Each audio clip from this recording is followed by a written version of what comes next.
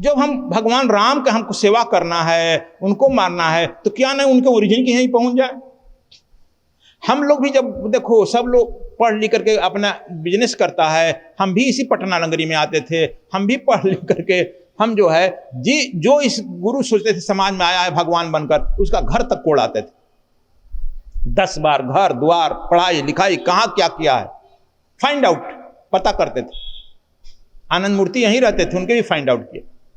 रजनीश जी का जबलपुर तक find out दौड़ा दौड़ी किए। तुम्हारे देवरा बाबा के घर तक गए, 70 वर्ष तक जिंदा देवरा बाबा जी ये हैं और 250 वर्ष करते रहा। जनार्दन दुबे घर का नाम था, घर तक दौड़ा किया। उनका बड़ा भाई परमानंद दुबे अभी तक जी रहा था। तो ये सब चलो अब आगे नहीं कहेंगे, लेकिन मैं इसमें बहुत टाइम दिया, दौड़ा किया हर जगह। और देवरा बाबा कहा गया कि 200-250 वर्ष जिंदा रहे। हमारे यहाँ बक्सर में एक त्रिदंडी स्वामी रहते थे, उनको भी 300 वर्ष कहा गया, उनके घर तक दौड़ा किया। सब लोगों को मैं, वो भी 17 साल में शरीर छोड़े। तो सर यह सब हम किसी पर कमेंट नहीं कर रहे हैं, हम यह कह रहे हैं कि तुम दौड़ा करो, जानो। मैं पहला दिन ही शुरू किया, जब न देखो अपने नैना तबले न मानो, गुरु की बैना डंड बिली बंद भुआए शब्द गुरु। गुरुआ बड़ा लबार है, आपे खाड़ी खात है बेचत फिरे कपूर। अपने जो है खाड़ी खाता है और कपूर की वर्णन करता है।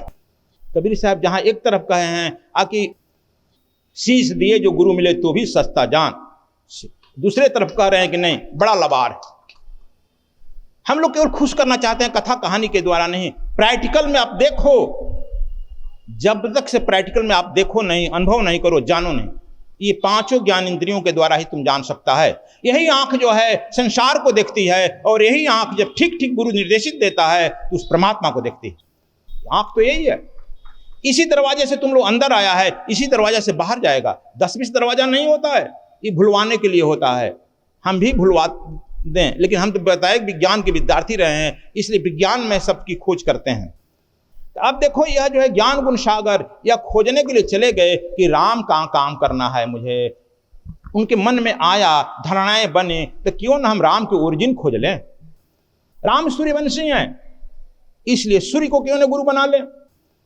जब सूर्य को ही गुरु बना लेंगे हम, तब आगे काम करने में बड़ी आसान रहेगा। क्यों इसको उसको करें, फिर अलग से ट्रेनिंग लेना पड़ेगा। तुम जानते हो जिस नौकरी में जाते हो उसके लिए ट्रेनिंग दी जाती है ना, फिर दूसरी नौकरी में जाएगा उसकी ट्रेनिंग दी जाएगी। तो हम क्यों 100 वो ट्रेनिंग लें, एक ही ट्रेनिंग लें।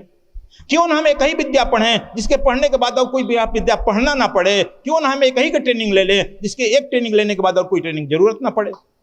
इसलिए जन्मजात जो है ज्ञान गुण सागर बढ़ गए, और यह सूर्य के यहाँ गए। सूर्य ने पूछा कि भाई तुम कौन हो, बताए मैं केसरी नंदन हूँ, मेरी माँ का नाम अंजनी बताया जाता था। उसी आधार पर आजकल भी स्कूलों में माँ बाप दोनों का नाम लिखा जाने लगा, लिखा जाता है ना। अब तो ये भी हो गया, ठीक हो गया कि बाप के नाम लिखना जरूरी नहीं है, माँ का नाम लिखना जरूरी है। अब तो यह भी सुप्रीम कोर्ट आदेश दे दिया। पहले भी था, ऋषि काल में भी था, वह बात फिर आ गई। पहले था कि बाप का ही नाम जरूरी है, माँ का नहीं। बीच में आया कि माँ बाप दोनों का नाम लिख दो। अभी सुप्रीम कोर्ट आदेश कर दिया है कि या बाप का नाम जरूरी नहीं, बाप नहीं भी हो सकता है, माँ तो जरूरी है, माँ निश्चित है, इसलिए माँ का नाम जरूर होना चाहिए। अब जो है चालू हो गया वह, तो देखो। लेकिन यह गए, कहे क्या बात है भाई, अच्छा तो हम पढ़ने आए हैं। कहा कि अच्छा आज तो हमारे यहाँ कोई पढ़ने नहीं आया है, प्रथम विद्यार्थी हो तुम और अंतिम।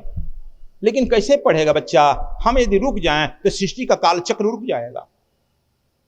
हम निरंतर चलते हैं, और गुरु और शिष्य को हरदम आमने सामने होता है। गुरु को, शिष्य को, हरि को और अरि को, ये सामने रहता है हरदम।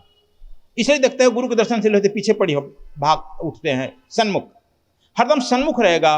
और मैं इतनी तेजी से चल रहा हूँ, पृथ्वी का परिक्रमा या सृष्टि का परिक्रमा करता हूँ, सूर्य प्रकाश देता हूँ, और मेरे प्रकाश से सृष्टि का सृजन होता है। मैं जब बैठ जाऊं तो सृष्टि बैठ जाएगी बेटा।